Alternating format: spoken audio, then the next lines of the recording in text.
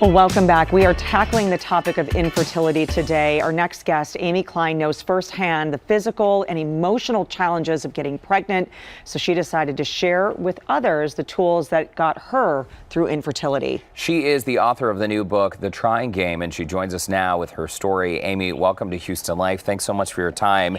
You spent 3 years, 9 rounds of IVF with 10 doctors, 4 miscarriages before you had your daughter, Lily Charlotte, in 2015. Congratulations. Why did you decide to go public about your story? You know, when I started doing this in 2012, nobody was talking about infertility. There were no articles about it. There were no Facebook groups about it. There were no social media influencers talking about it. And I thought, how can no one be talking about it when everyone I asked has a story to share, whether it was trouble getting pregnant, trouble staying pregnant, or going through fertility treatment. It seemed like this secret world that all these women were going to clinics and talking to doctors, and it was underground on the web in secret web groups. And I just felt, as someone who's a journalist with a health and science background, I wanted to share for everyone else what I was going through, because I thought a lot of people were going through it too. And I started writing about it in a weekly column for the New York Times, where people would comment every week that there were so many people who had gone through this or knew someone who was going through this. So it seemed so overwhelming to me, and I just wanted to make it easier for other people. It's so great that your process, that you turned that in, regardless of how overwhelming, how sad it was, that you turned it into something really powerful to help others. And I can only imagine, Amy, the journey of infertility, the amounts, what you've gone through over the 3 years, probably felt very isolating as well. It definitely felt very isolated, because even though I was writing about it, I didn't have that many people in my life that knew what I was going through and who knew the right things to say, because it seemed like at every turn people were saying the wrong things to me, like, why don't you adopt? Or, oh, I guess that miscarriage wasn't meant to be. So I felt very alone, and I didn't know who to talk to about it, because I had a lot of friends who had kids. And this was, you know, years behind them, and then a lot of friends who never even wanted kids. So I felt like I was stuck in this limbo between, you know, my single and child-free friends and my mom friends, and I didn't have a group or anyone to share it with. How do you think the pandemic, Amy, affected those who are struggling with infertility? It's been so hard for people who are going through this during the pandemic. I mean, when you're going through infertility, it feels like everything's stopping you at every single moment. You know, like you thought you were going to be able to get pregnant easy and quick and cheaply, and then all of a sudden you hear it's going to be expensive and it's going to take a long time and it might not even work. And every time you go through a cycle, a lot of things happen that you don't expect.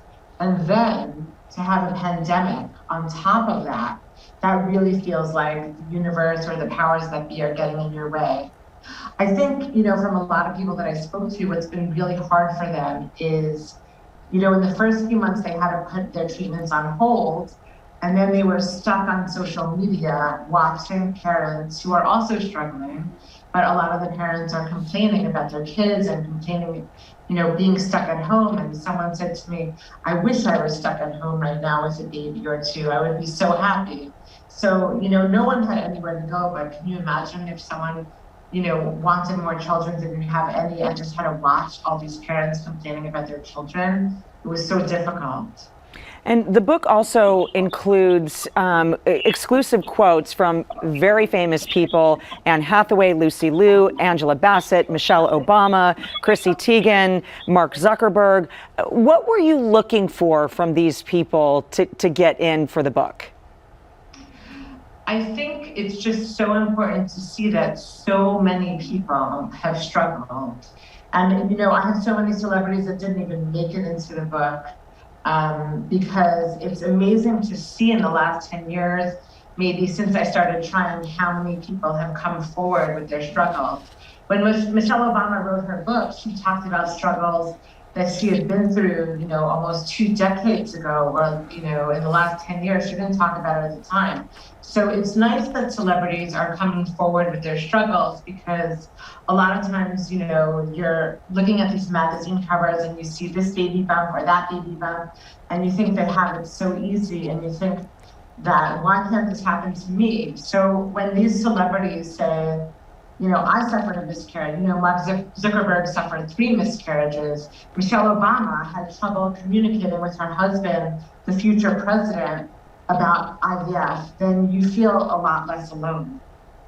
Okay, Amy, before we let you go, because we're out of time, I know that we're surrounded by people every day who struggle with this. What are ways that we can reach out with kindness, and what are things that we should never ask or say to someone about their potential pregnancy?